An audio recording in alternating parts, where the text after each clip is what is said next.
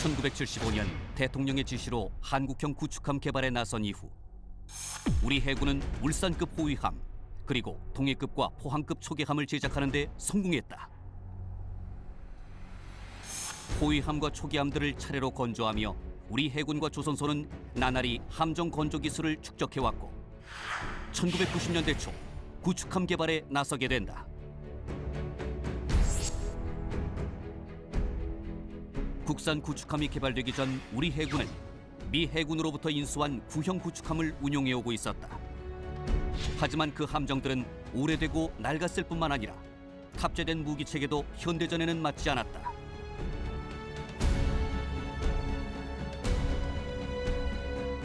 따라서 우리 해군은 1980년대부터 구축함 개발의 필요성을 인식해왔고 한국형 구축함 사업인 KDX 사업을 추진하게 된다.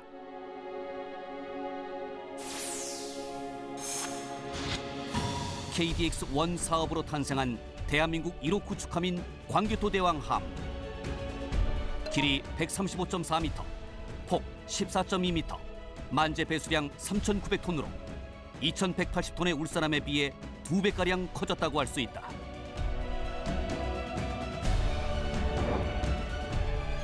무엇보다 광개토대왕함은 함대공 미사일과 CIWS라는 근접 방어 무기 체계를 탑재해 대공작전 능력을 향상시켰으며 대잠 헬기와 음탐기 등을 탑재해 대잠 능력도 확장한 함정이다.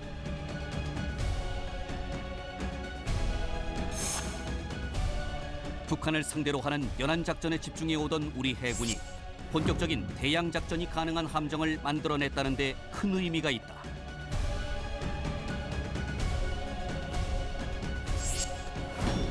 함정 자주 국방의 결정체인 국산 구축함 개발 사업. 이제껏 외부에 알려진 바 없는 구축함 자주 개발의 숨은 이야기들을 알아본다.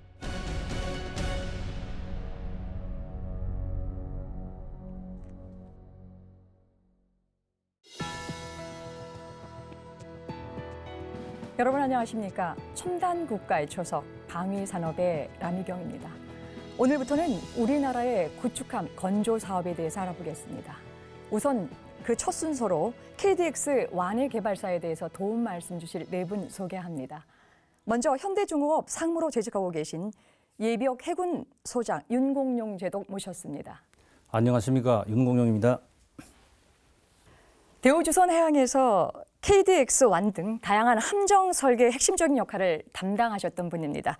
유승열 이사 자리하셨습니다. 안녕하십니까, 유승열입니다. 삼성전자에 근무하시면서 함정의 사격 통제 체계와 전투 체계 생산에 핵심적인 역할을 수행하셨던 분입니다. 최무순 전무 모셨습니다. 반갑습니다. 최무순입니다. 충남대학교 함정시스템연구센터의 정재수 센터장 나오셨습니다. 반갑습니다. 정재수입니다. 함께해 주셔서 고맙습니다.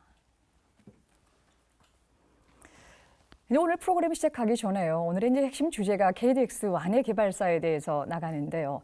먼저 이제 이 KDX 이 구축함이 해군 함정 개발사에 굉장히 중요한 의미를 갖고 있다고 이제 생각을 하는데요. 이제 그런 차원에서 오늘 모신 이제 네 분의 패널 여러분들이 그 기본적으로 뭐 함정을 운영하신 함장님도 계시고 또 기본적인 설계를 담당하셨던 분들 또 KDX 사업에 오래 기간 일을 하셨던 분이기 때문에 이 본론으로 들어가기 전에 KDX 완해 이것이 해군 함정 개발사에 있어서 어떤 의미를 갖는 것인가라고 하는 것을 먼저 듣고 본격적인 토론 시작하겠습니다.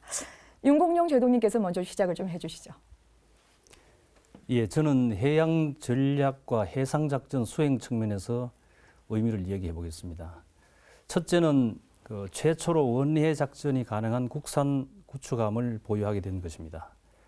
원해 작전을 위해서는 함정의 크기가 최소 3,000톤급 이상이 되어야 되는데 높은 파도에도 항해가 가능하고 또 헬기를 탑재할 수가 있습니다. 예. 또 장기간 해상 작전이 가능합니다. 지난 1980년대 초부터 시작해서 우리가 호위함과 초계함을 만들었는데 여기 1,200톤, 1,800톤이 다 2,000톤 미만입니다. 거기에 비해서 KDX-1 구축함은 경합 톤수가 3,200톤이고 만재 톤수가 약 4,000톤 정도로서 이 원해 작전 능력이 월등하게 우수한 함정입니다. 예. 둘째는 해군 최초로 첨단 현대전 수행이 가능한 함정을 보유하게 된 것입니다. 특히 KDX-1 구축함은 최초로 대공 유도탄을 탑재했고 그다음에 대함 유도탄을 요격할 수 있는 근접 방어 무기 체계를 갖추고 또 신형 대잠 헬기를 탑재함으로써 명실공히 현대전 수행이 가능한 이 대함, 대공 또는 대잠, 대전자전 등 여러 가지 능력을 갖춘 함정이라고 생각을 합니다. 그 결과 림팩 훈련 등에서 항상 저희들이 그 호위함이 참가를 했었는데 미 해군 함정들과 이렇게 나란히 동참할 수 있는 이 신형 대형 구축함을 보유하게 된 데 역사적인 의미가 있다고 봅니다. 간략하게 두 가지 말씀을 주셨습니다만 원해 작전과 기본적인 현대전에 능숙하게 대처할 수 있는 그런 함이다라고 하는 걸 말씀을 좀 주셨는데요. 유승열 지사님은 어떻게 보십니까? 우선 기본적으로 울사람을 건조하면서 여러 그 설계 기술과 건조 기술이 확보됐습니다. 그리고 두 번째는 그 당시 80년대 후반에는 한국에 있는 조선 기술이 상당히 발전돼서 세계적으로도 그 가장 우수한 기술력을 보유했다고 인정을 받고 있는 상태였습니다. 또한 그 각 방산 조선소에서도 그 함정 설계 및 건조를 위해서 많은 투자를 했는데 그 중에서 설계 인력을 증강시키기 위해서 해군에서 기술 함정 설계 및 건조에서 경험을 확보한 많은 기술진들이 전역 후에 조선소에 집중적으로 채용이 되고 보강됨으로써 방산 조선소 자체적으로도 상당한 기술력이 이제 확보됐다고 평가를 하고 있었습니다. 그런 와중에 이어서 해군 조함단 기술진 뿐만 아니라 조선소 기술진도 이제는 KDX-1 같은 경우에는 충분히 독자적으로 개발이 가능할 거다 하는 판단을 하게 됐습니다. 그래서 이제 처음으로 국내 대형 함정인 KDX-1부터 독자 개발을 착수하게 된 것입니다. 물론 수행 과정에서 다소 어려운 부분이 있었습니다. 그러나 조선소, 해군, 또 국방과학연구소, 또 한국 선박해양연구소 등 그 당시에 그 KDX-1을 개발을 위해서 투입되었던 모든 기술진들이 사전에 충분한 검토와 준비 작업을 거쳐서 또 그리고 각 여러 어려운 문제들을 극복하기 위해서 노력했기 때문에 KDX-1이 국내 독자 기술로 성공하게 된 것입니다. 그 이후에 KDX-1 이후에 한국 해군 기술진과 방산 조선소 기술진들은 이제 앞으로는 어떠한 신형 함정이 오더라도 자신 있게 국내 독자 개발을 할 수 있다라는 어떤 그 확신을 가지게 됐습니다. 그래서 그 이후부터는 당연히 국내 독자 개발을 해야 되는 것으로 보았고 그 후에 개발된 여러 함정 중에서 KDX-2 또 굉장히 어려운 KDX-3 그 위에 다른 여러 함정들도 국내 독자 개발을 하는 것으로 확신을 하고 추진되었습니다. 그래서 다들 성공한 것이죠. 그래서 KDX-1 사업은 그야말로 그 신형 전투 함정을 한국에서도 조선소에서 독자 개발을 할 수 있다라는 자신감을 불러일으킨 아주 그러한 그 원동력이 된 중요한 사업이라 하겠습니다. 이번에는 최무순 전문님께서는 어떻게 보고 계십니까? 이 KDX-1은 이제 어떤 의미에서 보면 이제 사격 통제 장비에서 전투 체계로 가는 하나의 이제 그런 거 길목이고 또 한편으로 보면은 이게 이제 기술 도입 위주 생산에서 이렇게 하다가 요거를 KDX-2에서 이제 연구 개발 과제로 바뀌었으니까 기술 도입에서 연구 개발로 이제 바뀌는 그런 그 관문 역할을 하는 사업이다 이렇게 그 이야기 말씀드릴 수가 있겠고요. 그래서 결국은 이제 KDX-1은 해군 입장에서 보면은 한국 해군 최초의 전투 체계 사업이면서 또 한편으로 보면은 기술 도입의 마지막 사업이 되지 않나 이렇게 말씀드릴 수가 있겠습니다. 그래서 KDX-1은 크게 이제 세 척으로 구성이 되어 있는데 1호선이 이제 완제품 이제 도입으로 돼 있고 2, 3호선이 이제 기술 도입 이렇게 됐습니다. 그래서 이게 성공적으로 추진됐기 때문에 KDX2 연구개발 사업이 이렇게 착수가 될 수 있지 않느냐 이렇게 생각합니다. 뭐 간단하게 말씀 주셨습니다만은 이 사격 통제 체계에서 전투 체계로 바뀌었다라고 하는 그 패러다임이 바뀌는데 전환을 우리 여기서 찾아볼 수 있다고 좀 말씀을 좀 주셨고요. 우리 마지막으로 정진수 센터장님은 어떻게 보십니까? 우리 해군의 그 전투함 건조 역사를 보면은 1976년에 현대조선, 지금은 이제 현대중공업으로 바뀌었는데 그때는 현대조선이었습니다. 현대조선에서 울산함을 설계 시작했고 1989년에 대우조선, 지금은 대우조선 해양으로 바뀌었죠. 대우조선에서 이제 KDX-1을 설계를 시작했습니다. 그 기간이 한 13년 정도 차이가 나죠. 그래서 저희들이 우리 해군의 전투함 건조 역사에서 저는 울사람이 시발점이라면은 KDX-1은 도약점이다. 이렇게 보면 될 거라고 생각이 듭니다. 그 울사람은 사실 우리 유승열 이사께서 말씀을 하셨지만은 그 설계 당시에 우리 그 국내 함정 건조 설계 또는 건조 능력이 거의 항모지에 가까운 시절이었는데 거의 그 개척 정신만으로 구축함을 호위함을 국내에서 설계를 한 거예요, 사실은. 그래서 주로 그때는 함정의 기본 성능, 지금 뭐 스피드, 그다음에 뭐 복원성, 그다음 내성 뭐 이런 기본 성능 위주에 초점을 맞춰서 설계를 했다고 보면 되고요. 이제 KDX 한 10년 이상이 흘러서 KDX가 설계될 당시에는 그 울사람이나 동해함이나 뭐 이런 것들이 설계 그 뭐 기술이나 자료나 뭐 이런 것들이 많이 쌓였잖아요. 그래서 그런 것을 이제 활용해서 뭐 기본 성능은 물론이고 이제 정말 함정에서 필요한 그 전투 성능을 구현하기 위한 그 기술, 그걸 우리가 통상 그 특수성능이라고 그러는데요. 뭐 충기에 견디는 능력이랄지, 그 다음에 적한테 그 잠수함의 탐지가 안 되기 위해서 뭐 방사소음을 줄이는 노력이랄지, 뭐 이런 것들이 이제 굉장히 그 하이테크인데 그런 기술을 본격적으로 그 검토를 해서 설계에 반영한 함정이 KDX-1부터다. 원에서 다 100%된 건 아니고 이제 2, 3 뭐 가면서 이제 발전을 했지만은 그런 의미가 있는 함정이다 이렇게 보면 되겠습니다. 본격적으로 이제 이야기 들어가기 전에 오늘 나오신 네 분의 패널들의 말씀만 듣고도 굉장히 기대가 되고 독자 개발과 우리 해군 안보를 위해서 얼마만큼 중요한 이제 함정인가라고 하는 것들을 이제 알 수 있을 것 같은데요. KDX는 우리나라의 구축함이죠. 이제 그래서 이번에는 구축함의 개념에 대해서 좀 설명을 부탁드릴까 하는데요.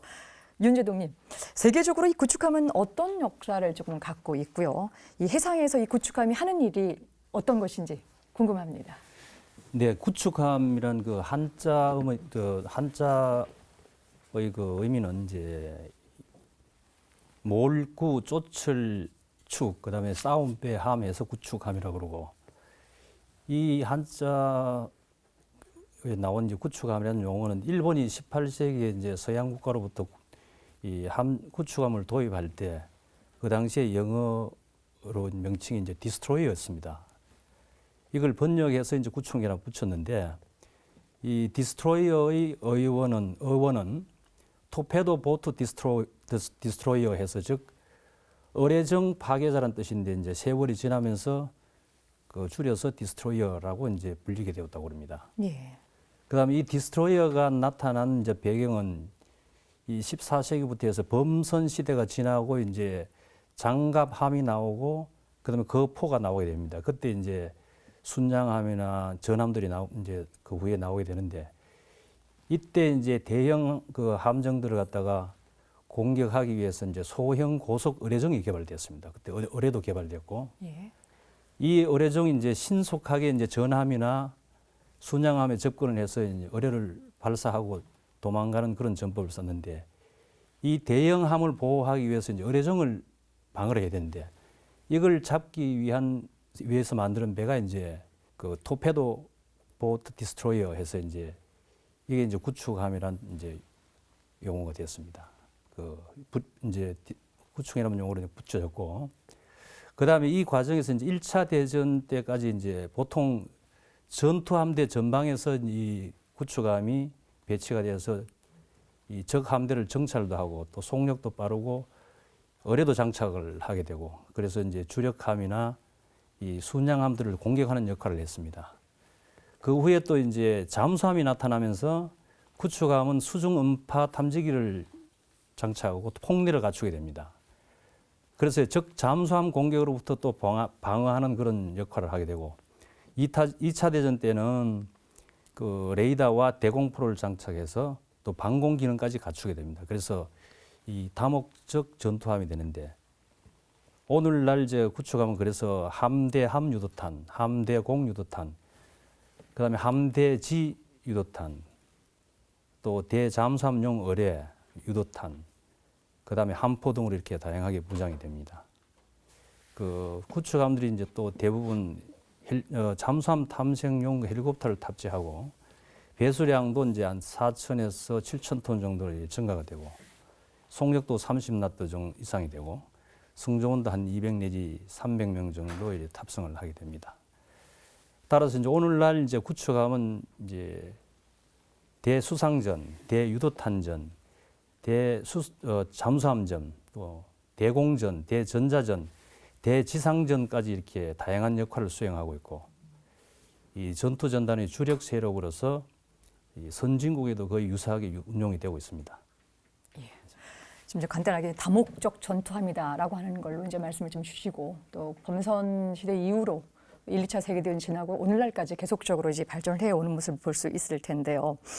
그래서 우리가 이제 이런저런 기준으로 해서요 각국의 해군력에 대해서 이제 비교를 조금 통증 많이 하게 되는데 지금 이제 이 그 구축함이 다목적 전투함이다라고 하는 그 이제 개념을 주셨기 때문에 이 함정 선진국들 특히 이제 우리나라를 둘러싸고 있는 강대국들의 이 구축함의 수준이 어느 정도인지 또 궁금한데요. 제동님 어떻습니까? 예, 우리 주변국으로 보면 이제 미국의 7함대, 그다음에 일본 해상자위대, 그다음에 중국 해군, 러시아 극동함대 이렇게 보겠습니다.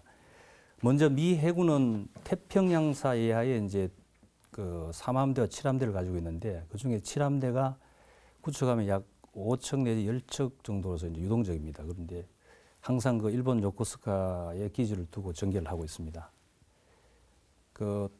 또 우리 구축함 크기와 거의 유사하거나 더 큰 이제 호위함도 가지고 있고, 그다음에 순양함들을 포함해서 통상 10척 내지 14척 정도가 요코스카에 전개하면서 이제 다른 그 항공모함이라든지 잠수함이라든지 그 상륙함과 같이 이제 작전을 하고 있습니다. 그다음에 대부분 미 해군이 가지고 있는 그 구축함은 이지스 전투 체계와 탄도탄 요격이 가능한 SM-3 유도탄을 다 장착을 하고 있습니다.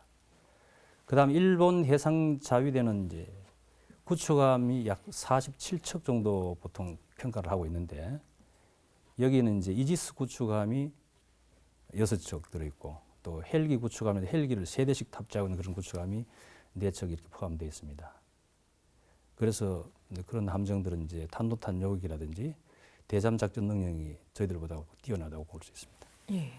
그다음에 중국 해군은 이제 구축함이 26척이라고 지금 이렇게 평가되고 있는데 그 중에 한 13척 정도는 구형이고 또 나머지 한 반 정도는 신형인데 이 신형들은 이제 대공 방어 능력과 그다음에 스텔스 기능들을 갖추고 있고 이 대부분 함정들을 지금 대형화시키고 현대화시키고 있는 상태입니다.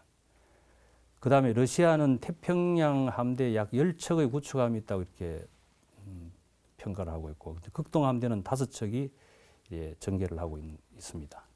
이 대부분 구축함들이 구형이라서 신형으로 이렇게 이제 교체하는 그런 노력들을 하고 있습니다. 그러나 이제 이들 주변국들의 구축함, 이제 전투함들은 구축함뿐만 아니라 더 큰 항공모함이라든지 또 순양함이라든지 전략 잠수함이라든지 이러한 것들을 보유하고 있는 반면에 우리 해군은 구축함이 가장 큰 전투함이라는 게 차이라고 보게 됩니다. 예, 말씀 잘 들었습니다. 여러분께서는 지금 첨단 국가의 초석 방위 산업을 시청하고 계십니다. 잠수함은 다양한 공격이 가능한 것은 물론 한 번 자망하면 추적하거나 찾아내기가 무척 힘든 위협적인 무기 체계다. 따라서 이에 맞서는 우리 해군의 대잠 능력이 갈수록 중요해지고 있다. 구축함은 원래 대잠 능력이 특화된 전투함이다. 우리의 광교토대왕급 구축함에도 적의 신호를 감지할 수 있는 음파 탐지기는 물론 대잠 헬기, 잠수함 탐지 체계 등 대잠전이 가능한 무기 체계가 장착돼 있다. 이러한 구축함을 자체 제작할 수 있는 나라는 전 세계를 통틀어 미국, 영국, 중국, 일본 등 불과 11개국에 불과하다. KDX 사업으로 광교토 대왕함을 건조하면서 우리나라도 마침내 구축함 제작국 대열에 들어섰다. 독자적 구축함 건조를 통해 우리는 대북 해양 안보의 질을 높였을 뿐 아니라 러시아, 일본, 중국 등 주변 해양 강국 사이에서 힘의 균형을 이룰 수 있는 수단도 획득하게 됐다. 우리 민족사에서 가장 넓은 영토를 확보한 광교토대왕처럼 해양 국권 수호와 해양 권익을 보호하겠다는 의지를 나타내기 위해 이름 붙여진 광교토대왕함. 그 이름처럼 우리는 해양 자주안보라는 가장 중요하고 광범위한 영역에 진입하게 된 것이다. 첨단 국가의 초석 방위산업. 오늘은 우리나라의 구축함 개발사에 대해서 이야기 나누고 있습니다. 그럼 이제 구체적으로요, KDX-1이 어떤 재원과 성능을 가진 함정인지 궁금한데요. 정진수 선생님 어떻습니까? 예, 우리가 통상 KDX-1을 해군에서 3,000톤급 헬기 탑재 구축함이라고 합니다. 근데 KDX-1은 ROC가 원래 3,000톤 플러스 마이너스 10% 이렇게 설정이 돼 있었어요, 처음에. 그래서 이제 대우에서 설계를 하면서 그 범위 내로 설계를 해야 되잖아요. 설계 결과가 3,180톤입니다, 정확히. 10% 내, 그러니까 3,000톤 플러스 마이너스 10%니까 2,700에서 3,300 내에서 배를 설계를 해야 되는 겁니다. 그래서 3,180톤이 됐고, 속력은 게스터빈 2대를 이용해서 30나트 이상, 디젤 엔진 2대를 이용해서 18나트 이상을 낼 수 있습니다. 그리고 이제 우리 윤조대께서 잠깐 언급을 하셨는데, 구축함에서 헬기를 운영할 수 있느냐 없느냐 하는 것은 굉장히 큰 의미를 갖습니다. 예. 헬기가 우리 해상 작전에 미치는 영향이 굉장히 클 뿐만 아니고 함정을 설계하는 측면에서 굉장히 영향을 많이 미칩니다. 왜냐하면 헬기를 운영하려면은 기본적으로 배가 많이 움직이면 헬기를 운영할 수 없어요. 그렇잖아요. 롤링이나 피칭이 크면은 헬기 이착력이 제한되기 때문에 헬기를 운영하기 위해서는 롤링 피칭을 많이 줄여줘야 됩니다. 그 내성이라고 그러는데 배 내성을 굉장히 흥화시켜야 되고, 그다음에 헬기를 운영하기 위해서는 비행 갑판도 필요하고 헬기를 격납하는 격납고도 필요하기 때문에 배의 그 공간을 굉장히 많이 차게 합니다. 예. 그 배 배치 측면에서도 굉장히 많은 영향을 미치는데, KDX-1은 제가 아까 말씀드린 대로 우리나라에서 최초로 헬기를 운영할 수 있는 함정을 국내에서 설계한 배고, 그것도 헬기를 2대나 운영할 수 있도록 되어 있습니다. 그래서 아마 제가 알기로는 3,000톤급 세계적으로 구축함에 헬기를 2대 운영하는 배는 그렇지 많지 않습니다. 그래서 그런 특성을 가지고 있다고 보면 되고요. 그 외에도 여러분들이 앞으로 계속 말씀을 하시겠지만은 그때까지 지었던 그 함정들에 비해서 무기 체계도 획기적인 것들이 많이 탑재가 됐습니다. 그런데 무기 체계에 대해서는 제가 뒤에서 다시 한번 소개를 드리겠습니다. 예, 알겠습니다. 이제 본격적으로 좀 개발 이야기를 좀 들어가 볼까 하는데요. 센터장님, 그러면 이제 우리 해군이요, 이 KDX-1을 이렇게 들여오게 된 배경 어디서 좀 찾을 수 있을까요? KDX-1을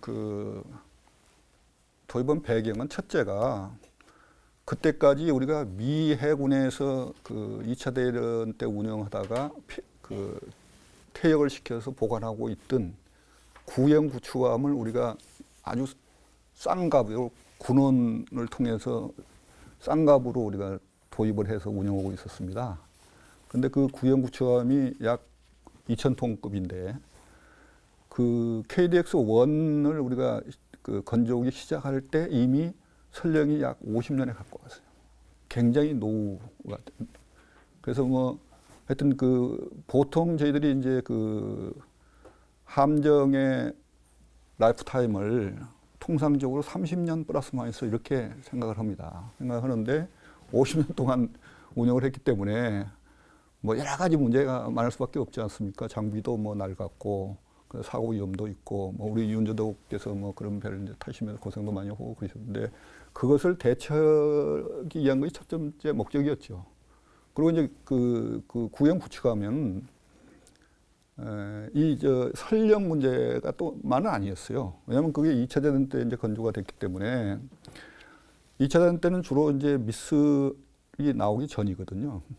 그래서 함포전이 그 작전이었던 시절이기 때문에 거기에 맞춰서 무기체계가 이제 결정이 돼 있는 그런 배이기 때문에 저희들이 이제 2000년대 들어와서 미슬이 이제 대공 뭐 이런 미슬이 주 무기체계가 된 시점에서는 그런 현대 작전에는 그 배로서는 뭐 그 대응이 안 되는 거죠, 사실은. 그래서 그런 이유 때문에 구형 구축함을 빨리 교체할 필요가 있었던 게 첫 번째 배경이고, 저는 두 번째 배경은 우리나라 경제 성장이라고 봅니다. 왜냐하면 우리 해군이 아무리 뭐 좋은 배를 갖고 싶은 욕망이 있다 하더라도 뭐 구축함의 성과나 뭐 이런 게 굉장히 높기 때문에 우리 경제력이 뒷받침을 못 해주면은 그런 배를 가질 수 없는 거 아닙니까? 그런데 저희들이 이제 80년대, 90년대 이렇게 오면서 뭐 비약적으로 경제가 성장하다 보니까 이런 구축함을 질 수 있는 여건이 된 거죠. 국가적인 여건이. 그래서 두 번째 배경은 경제 성장이다. 이렇게 말씀을 드릴 수 있을 것 같고, 그런데 하여튼 저는 뭐 예비역 해군 장교와 한 사람으로서 하여튼 우리 경제 성장이 그래서 지속적으로 좀 발전을 해가지고 앞으로도 뭐 이지스도 몇 척 더 짓고 또 뭐 항공모함도 갖고 뭐 이러고 싶은 욕망이 개인적으로 있는데 지금 우리 경제가 좀 자꾸 어려워져서 걱정이 되고 특히 조선 산업 분야가 어려워서 안타깝습니다. 예. 구형 구축함의 노후화된 거에 대한 필요와 그다음에 국가 경제 성장이라고 하는 것이 결국 이제 구축함을 만들 수 있게 되는 결정적인 배경이 됐다는 말씀을 좀 주셨는데요. 유 이사님, 그렇다고 한다면요, 우리가 이제 KDX-1 이전에 우리가 이제 건조한 전투함 중에 가장 큰 것이 이제 울산급 호위함이었었거든요. 근데 이제 이게 시간차를 보게 되면 꽤 시간이 지난 연후에 그 KDX-1 구축함을 이제 설계하게 되는데요. 설계 차원에 있어서 이 KDX-1과 이 그 울산함 호위함과의 차이점이 좀 있을 것 같은데 어떤 게 가장 큰 차이점입니까? 예, 우선 울산함의 함 운영 개념과 또 KDX-1의 운영 개념이 한 차원 틀린 것입니다. 주로 호위함의 경우에는 우리나라 연근해를 위주로 해서 어떤 작전을 수행하게 되는데 KDX-1의 요구 조건에는 기본적으로 대양에서 적어도 태평양 중앙에 갖다 놓더라도 거기서 그 독자적으로 대공, 대잠, 내함 작전 능력을 원활히 수행할 수 있도록 설계되어야 되는 함정이었습니다. 특히 이 함정에는 최신형 헬기가 탑재되기 때문에 우리가 보통 헬기 탑재 구축함이라고 얘기를 하게 됩니다. 우선 호위함급과 가장 큰 차이로 보면은 부스 크기가 함정의 크기가 기본적으로 2배 정도 큽니다. 그래서 말씀드리는 크기 중에서 가장 대표적으로 얘기할 수 있는 게 이제 배수량인데 만재 배수량 기준으로 약 4,000톤. 설계 당시에는 3,890톤 정도로 됐었는데 지금은 조금 늘어서 아마 4,000톤은 될 거라고 봅니다. 근데 아까 좀 전에 이 정 센터장께서 말씀하신 3,000톤 플러스 마이너스 10%.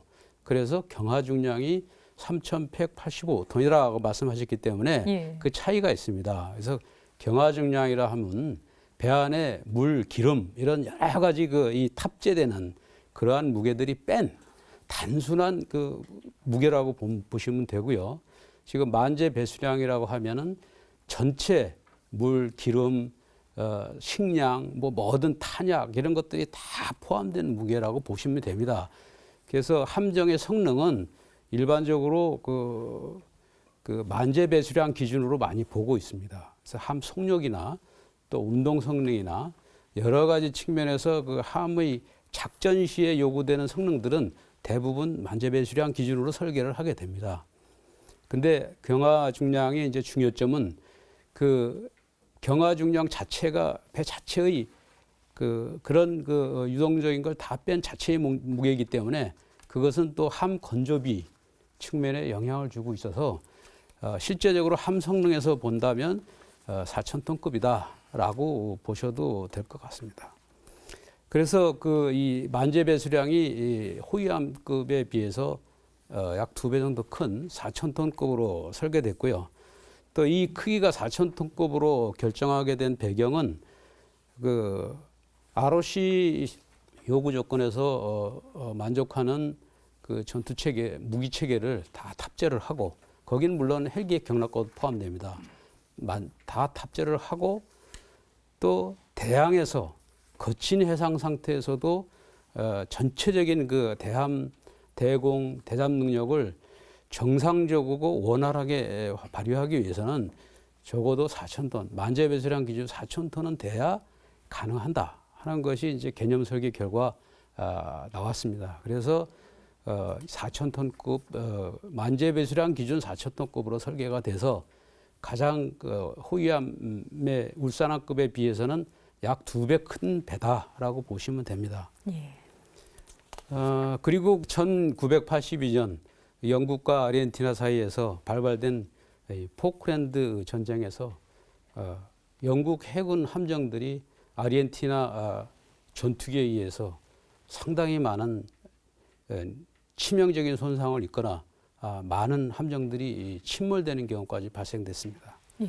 이를 경험으로 해서 1980년대 이후에 만들어진 신형 전투 함정들에 대해서는 더욱 강화된 새로운 개념의 함 생존성 요구 조건들이 반영이 됐습니다.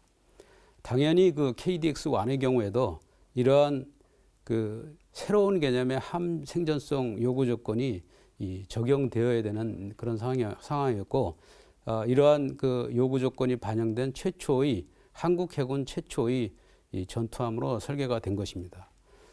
이를 위해서 그 레이더 반사 면적을 최소화한다든지 또 수중 방사 소음을 최소화해서 하는 그러한 그 스텔스 기술이 함정 설계에 적용이 되었고, 화생방전 시에도 그 함 외부로부터 화생방 물질이 함 내부로 유입되지 않도록 그 하생방 필터를 설치를 하고, 함 내부 공기도 항상 양압, 다시 말하면 내부 공기가 외부 공기보다 압력이 좀 높아서 밖에서 안에 함 내부로 공기가 들어오지 못하게 하는 그러한 그 설계를 반영을 했던 것입니다. 또한 이 피격 시에 한두 발의 공대함, 한국 전투기에서 쏜 미사일 한두 발에 의해서도 심각하게 손상을 받지 않도록 더욱 강화된 손상 통제 시스템, 그리고 큰 충격에 의해서도 잘 견딜 수 있는 그 내충격 설계, 이러한 부분들이 반영이 됐습니다.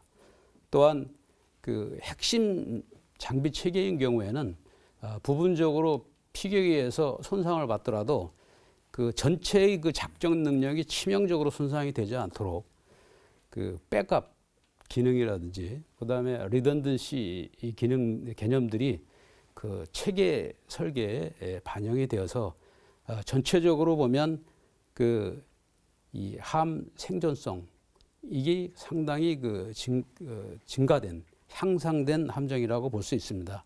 이것이 울산함 대비해서 울산함을 재래식 함정이라고 본다면 이제 KDX 구축함은 최신의 한 차원 다른 그러한 함정으로서 설계가 됐습니다. 무기 체계 분야는 다른 분들이 설명이 됐기 때문에 그 부분은 이제 생략을 해도 될 것 같고요. 예. 그 다음에 다른 분께서 설명을 안 하신 이제 그 대양에서 작전을 해야 되기 때문에 승조원들의 편의성도 굉장히 중요합니다. 예. 승조원들의 사기에 직접적으로 영향을 주기 때문에 특히 향상을 시키기 위해서 주안점을 둔 것 중에 하나가 그 승조원 침실이 침대의 구조가 예전에는 그 파이프로 만들어진 접이식 침대였습니다. 접었다 폈다 하는 그런 침대들이었는데 이제 KDX1부터는 그 박스식 그 모듈러 침대를 만들어서 고정된 그 안락한 침대로 만들어서 개발되어 적용이 되었고, 그다음에 이제 화장실의 배치도 승조원 화장실이 그 승조원 구역마다 바로 옆에 근접해서 골고루 분산돼서 배치돼서 승조원들이 편안하게 편리하게 화장실을 이용할 수 있도록 했습니다. 그리고 식당 구조가 중요한데 그 식사를 그 쾌적한 환경에서 또 빨리 할 수 있도록 그 식당 설비도 대폭 증가시킨 부분이 있습니다. 그래서 그 재래 그 함정인 이제 울산함에 비해서는 상당히 그 향상된 승조원 편의성이 됐다고 볼 수 있겠습니다. 이러한 부분들이 전반적으로 보면 울산함과 가장 큰 차이점이 있다고 볼 수 있습니다. 네, 말씀 잘 들었습니다. 근데 이제 한 가지 또 궁금해지는 게요. 이제 그 당시 대우조선이라고 하는 것은 이제 국내 굴지의 조선 회사이긴 했는데요. 이 전투함을 설계한 이게 지금 KDX1의 이 구축함 설계는 처음이었었거든요. 일반 전투함이라고 하는 것이 일반 이제 상선과 달라가지고 설계 자체가 좀 달랐을 텐데 혹시 좀 낯설거나 어려웠던 점은 없으셨습니까? 예, 그 함정 설계는 여러분도 잘 아시겠지만 일반 상선 설계, 선박 설계하고는 큰 차이점은 있습니다. 그 중에서 이제 가장 대표적인 부분이 그 무기 체계에 관련된 설계, 또 그 주추진 체계 관련 설계가 일반 상선 선박 설계와는 가장 큰 차이점을 보이고 있습니다. 대우조선에서도 그 80년대 초부터 방산업을 시작해서 그 한국 해군에서 그 함정 설계 및 건조 경험이 많은 그러한 그 해군 기술 장교 출신 기술 인력들이 상당히 많이 그 채용이 됐습니다. 그래서 이러한 그 기술 인력들을 중심으로 그 방산 사업 부분을 구성을 해서 80년대 초부터 그 한국 그 울산함급인 호위함과 또 그보다 작은 초계함급을 건조하고 있었습니다. 그래서 이 과정 중에서 무기 체계나 또 주추진 체계 관련된 전반적인 그 함정 설계 및 건조 기술은 어느 정도 확보가 된 상태였습니다. 그래서 일부 특수한 분야를 제외하고는 그 함정 설계 관련해서 특별히 낯설거나 또 어려운 점은 없었습니다. 더욱이 그 80년대 후반에 들어서 그 대우조선은 이제 KDX1이 울산함 이후에 최대의 큰 프로젝트였기 때문에 KDX CG함 건조 사업을 반드시 수주해서 국내 제일의 그 방산업체로 발돋움하기 위한 그 굉장히 큰 노력을 했습니다. 그래서 그 방산 사업 부문에 더욱더 설계 기술 인력을 대폭적으로 보강을 했습니다. 그리고 대회사 차원에서도 전폭적으로 지원을 해서 KDX 기본 설계 사업 착수가 1989년부터인데 그 1년 전인 1988년부터 KDX 설계 TF팀을 구성을 해서 자체적으로 그 개념 설계도 수행을 하고 또 새로운 개념의 그 함 생성성 또 새로운 신형 무기 체계 등 관련된 설계를 하기 위해서 최신 기술을 확보하고 이러한 노력들이 꾸준히 이 설계 착수 이전부터 준비를 해왔습니다. 그래서 설계 착수 시에는 이미 상당 부분의 그 기술 능력을 보유하고 있어서 큰 어려움 없이 설계에 착수했다고 볼 수 있습니다. 예, 말씀 잘 들었습니다. 최초 이제 국산 구축함인 만큼요, 이 KDX1의 전투력에 대해서 이제 관심을 가질 수밖에 없는데요. 좀 전에 이제 센터장님께서 이제 지금 구축함 KDX1의 이 재원과 성능에 대해서 개괄적인 부분을 설명을 좀 주셨습니다만은 그 중에서도 이제 KDX1의 모장 체계 이전의 어떤 국산 이 전투함에 비교를 해가지고 어떤 좀 차이가 있는지 설명을 좀 부탁드리겠습니다. 예, 그 현대해전은 미사일 해전입니다. 그러니까 주로 전투를 미술로 하게 돼 있어요. 공격도 방어도. 그래서 예전에는 이제 미술이 나오기 전에는 항공기가 함정에 근접해서 뭐 폭탄을 떨어뜨리거나 기관포를 쏘거나 뭐 이렇게 했거든요. 그 당시는 항공기가 접근하기 못하도록 탑막을, 그러니까 포만 가지고 탑막을 형성해서 방어가 가능했어요. 근데 이제 미술이 등장하다 보니까 미술은 굉장히 빠르잖아요. 그 다음에 이 타격 크기도 굉장히 적습니다. 그래서 미스를 방어하는 것이 함정의 가장 최우선 문제가 됐어요. 해대들은. 예. 그래서 이제 KDX1은 그동안 지었던 함정하고는 다르게 이 미스를 단계적으로 이렇게 반영할 수 있는, 그러니까 우리가 소위 이제 전문용어로 레이어 디펜스라고 하는데 시간과 거리상으로 단계적으로 미스를 방어할 수 있는 그런 체제를 갖춘 함정입니다. 맨 처음으로 우리 해군에서. 이제 그 예를 들어서 적의 항공기나 또는 적의 뭐 육상이나 함정에서 우리 KDX를 통해서 행해서 미스를 발사를 하면은 맨 처음에 함대공 미사일을 발사해서 그걸 요격을 하고 만일 그걸 실패해요. 뭐 여러 발이 날아온다면은 뭐 몇 발은 우리가 방어가 되지만 또 그걸 피해서 또 오는 미스이 있을 수 있잖아요. 예. 그러면 이제 중간에 117mm 함포를 가지고 또 방어를 하고 그것도 안 되면은 미사일 근접 방어 무기체계라는 게 또 있습니다. 배 근방에 오면은 미사일 근접 방어 무기체계가 또 방어고. 그래서 세 겹의 방어를 할 수 있는 레이어 디펜스를 갖춘 함정이 KDX1이다. 원부터다. 이렇게 보시면 되고 그걸 위해서 아까 제가 말씀드린 대로 함대공 미스를 설치를 했고 그다음에 이제 포는 뭐 옛날 배우들 있었지만은 함포가 있고 CIWS라는 근접 방어 무기체계라는 것이 새롭게 설치가 된 거예요. 그래서 그 뭐 울산함이나 동해함이나 이런 데에서는 있을 수 없었던 그 대미사일 방어 능력이 획기적으로 그 강화됐다 이렇게 보시면 되고 뭐 함대공 미술은 사실은 방어 목적만 있는 것도 아니고 또 공격도 이제 같이 할 수 있는 거죠. 저게 항공기나 뭐 이런 것들을 공격할 수 있는 그 능력도 가지고 있다. 그래서 이런 측면에서 그 무기 체계가 획기적으로 바뀐 겁니다. 레이어 디펜스가 가능하도록. 그리고 이 레이어 디펜스를 하기 위해서는 뭐 미술이나 포나 CIWS만 있어야 되는 게 아니고 이것을 레이어 디펜스가 가능하도록 타이밍을 하고 우선순위를 결정해주고 뭐 이럴 수 있는 관리 체계, 전투 관리 체계가 전투 체계예요. 그래서 전투 체계가 또 탑재가 필요했고 그래서 그렇게 많이 바뀌었다 이렇게 보시면 되고. 그다음에 구축함에서 이제 그 대공전이 굉장히 중요한 한 파트고 하나는 이제 대잠전이죠. 사실은.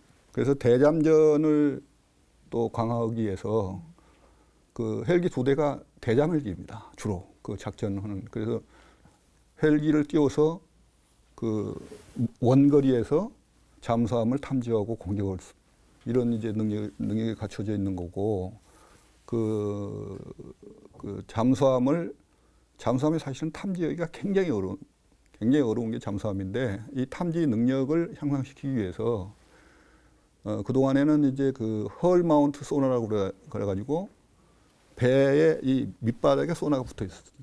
그런데 이제 끌고 다니는 그 예인 소나, 끌고 다니는 소나를 탑재를 했습니다. 그러면 이제 끌고 다니는 소나는 배에서부터 그 이 센서가 상당히 떨어지기 때문에 배에서 나는 소음으로부터 멀어지잖아요. 그래서 그 적의 잠수함을 원거리에서 조개 탐지를 할 수 있는 겁니다.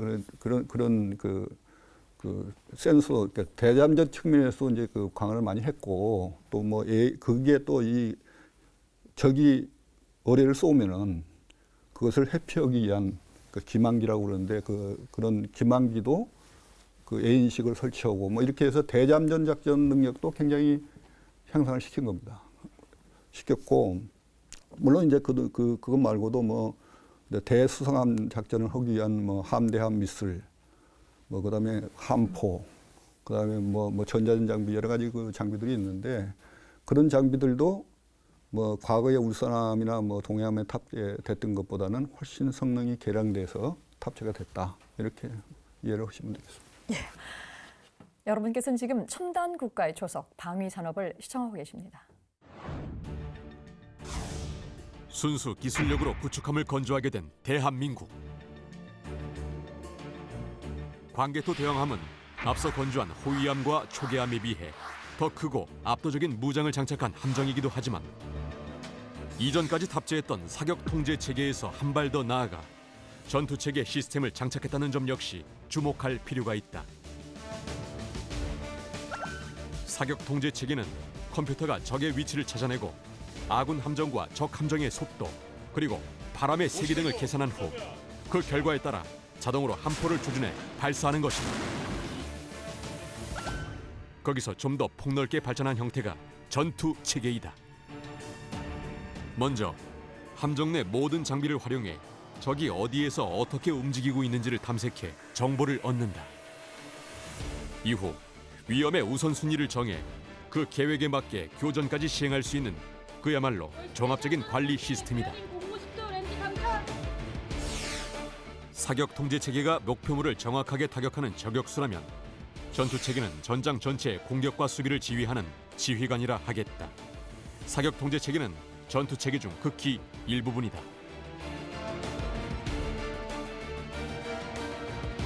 구축함 광개토 대왕함에 최초로 전투 체계를 도입함으로써 북한의 잠수함을 보다 잘 탐지해낼 수 있게 된 것은 물론 대함, 대공, 대잠전 등 다양한 작전을 보다 체계적으로 수행할 수 있게 됐다. 전투 체계 도입으로 우리나라 해군 전력에 막강한 날개를 달게 된 것이다. 아무리 뭐 이게 쉬운 제도가 들어온다 하더라도요, 무엇이든 최초로 처음 만든다라고 하는 것은 그만큼 또 어려움이 많이 좀 따를 수밖에 없는 일일 텐데요. 점점 계속해서 이제 우리가 이제 국산 이 전투함 최초로 이 전투 체계를 생산하는 과정에서 또 어려움도 많았을 텐데, 뭐 어려웠던 점이나 아니면 꼭 그 기억할 만한 일이 있으면 조금 소개해 주시죠. 수많은 이제 시행착오를 했죠. 사업 초기에는 굉장히 많은 그 경험을 했습니다. 네이다 같은 경우 우리는 지금은 이제 시스템이 안정이 돼서 이렇게 합니다만, 그때 당시만 하더라도 네이다 화면을 본 적이 별로 있는 사람이 그렇게 많지가 않았어요.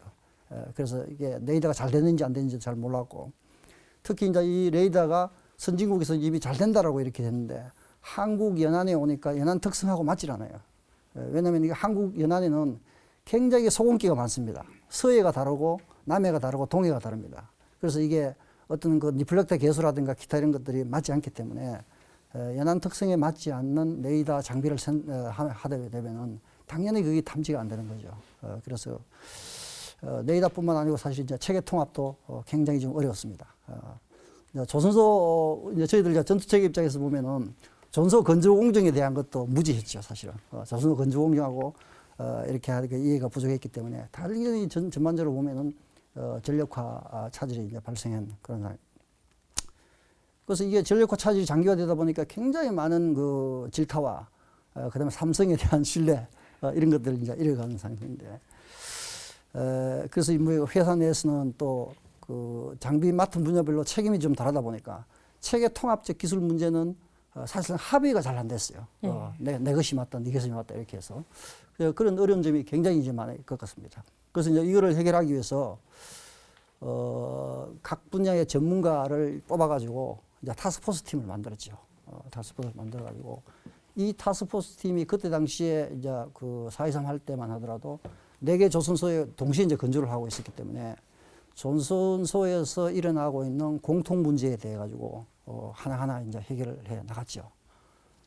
그래서 이게 원천 설계 문제에 대해서는 원자사 기술진을 불러가지고 이제 그 문제를 해결하라고 요청을 하고 체크하고 이렇게 했고, 그다음에 또 뭐 우리 저 기술진들은 불철주야 휴일 없이 이제 그 수많은 난관을 극복하고 이제 결국은 뭐 해냈습니다. 해냈고 그때 뭐 굉장히 많은 것을 배웠죠. 사실은 그 저희들 삼성 입장에서 보면은 그 사업을 통해서 진짜 많은 걸 배웠습니다. 그래서 이제 그때 새로운 경험했는 거하고 새로운 기술들을 가지고 고스란히 기술 백서에 남겼습니다. 제가.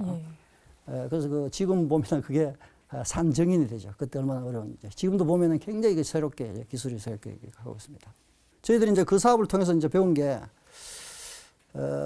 아무리 우수한 그 장비를 하더라도 운영 환경에 맞지 않도록 장비를 개발하거나 그걸 이제 세팅하는 과정에서 그걸 소홀히 하게 되면은 절대로 그 성능 획득이 될 수 없다라고 이렇게 배웠습니다. 특히 이제 레이더 신호 처리 같은 경우는 굉장히 연안 해안 특성에 따라서 민감하기 때문에 이제 그리고 잘 처리가 돼야 되는 거고요. 그다음에 사격 통제 체계 같은 경우도 그때 당시에는 저희들이 이제 함정 건조에 대해서는 잘 모르니까 저희들은 저들 남대로 가고 또 함정 건조는 건조대로 이렇게 저희들 장비를 또 잘 모르기 때문에 그래서 이게 그 설치부터 시작해서 설치 이후에 이제 얼라이먼트가 들어가고 그다음에 그걸 이제 끝나고 나면은 장비 자체의 기능 테스트가 끝나고 그다음에 거기 끝나야지 장비 간 연동이라고 이야기하는 링킹이 이루어지거든요. 그다음에 이제 전체 성능으로 들어가기 전에 시스템 인테그레이션 그 테스트라고 있습니다. 그래서 기능적으로 이제 테스트를 하고 그거 끝나야지 이제 하보 정박 단계에서의 액셉턴스 트라이얼을 하고 그거 끝나야지 이제 항해 상태에서 이렇게 트라이얼하고 그거 끝나야지 이제 인수 시운전에 들어가는 겁니다. 굉장히 수많은 그런 거 건조 공정하고 이렇게 더불어서 이렇게 가야 되죠. 그래서 이제 그런 그 설치 시운전 연계가 되어야 한다는 것을 시행착오를 통해서 배웠습니다. 그래서 어떤 의미에서 시스템 엔지니어링 기술도 그때 당시에 이렇게 배웠다고 이렇게 말씀드릴 수가 있겠고요. 큰 의미에서 보면 이제 레이더 기술을 위한 기반 기술, 그다음 광학 추적 장비에 대한 기반 기술도 그때 그 경험을 통해서 배웠다 이렇게 말씀드릴 수가 있겠습니다. 그런 과정을 거쳐서 이제 전투 체계가 탑재가 됐는데요. 이제 직접 KDX-1을 이제 운영하신 우리 이제 윤재동님께 여쭤보겠는데요. 과연 이제 KDX-1의 무장 체계, 전투 체계 어떻게 평가하시겠습니까? 예, 운용해본 함장으로서 한마디로 그 첨단화된 장비로 정말 성능이 우수합니다. 그 대부분의 장비들이 이제 자동화되고 또 디지털화돼서 보다 멀리서 적을 탐지하고 신속하게 공격할 수 있는 능력을 가지고 있고, 제가 그 구축함 KDX-1 구축함 함장할 때 하와이 근해에서 2년에 한 번씩 실시하는 그 림팩 훈련을 참가를 했습니다. 그때 이제 미 해군 순양함하고 미 해군 구축함들하고 저희 함정하고 같이 이 대공 유도탄 실제 사격, 그다음에 대함 유도탄 요격 사격, 그다음에 함포 사격 훈련 등을 같이 실시했습니다. 그 저희 함에서는 모든 그 이 발사한 유도탄에 다 명중을 시켰고, 함포도 저희들이 명중을 시켜서 그 표적함을 격침을 시켰습니다. 그 특히 대함 유도탄 그 요격 사격에서 미 해군 그 구축함에 달고 있는 발칸 8랭서 시스템 그 무기체계로 요격이 안 됐는데 저희 함을 통과하면서 그 요격을 시켰습니다. 이제 한 팬텀 기간 450나트로 예인하는 그 대함 유도탄하고 똑같이 생긴 모형 표적인데 저희 함으로 바로 돌진해서 들어오는 표적입니다. 그걸 1000 내지 한 600야드 전에서 골키퍼 체계로 요격을 했는데 그 표적이 떨어졌습니다. 떨어지면서 이제 그 예인하고 가는 와이어가 이 절단되면서 저희 함에 이제 걸렸기 때문에 제가 그 함정을 정지시키고 표적을 회수를 시켰습니다. 그래서 그걸 이제 함정에 건져 있다가 나중에 훈련 지휘관인 그 미 해군의 3함대 사령관이 헬기로 저희 배를 방문했을 때 그 제가 보여줬습니다. 그래서 이제 그 당시에 미 해군들이 정말 그 놀랄 정도로 훌륭했고, 또 장비들이 현대화되고 첨단화된 만큼 또 우리 장병들도 아주 운용 능력이 대단히 뛰어났습니다. 오늘 네 분 말씀 정말 잘 들었습니다. 학생들의 성금을 모아서 고속정을 만들기 시작해서 시작된 우리 해군의 조함의 역사. 드디어 우리의 기술로 구축함을 건조하게 이릅니다. 그 자랑스러운 KDX-1의 개발사, 다음 이 시간에 이어가겠습니다. 끝까지 함께해 주셔서 고맙습니다. 안녕히 계십시오.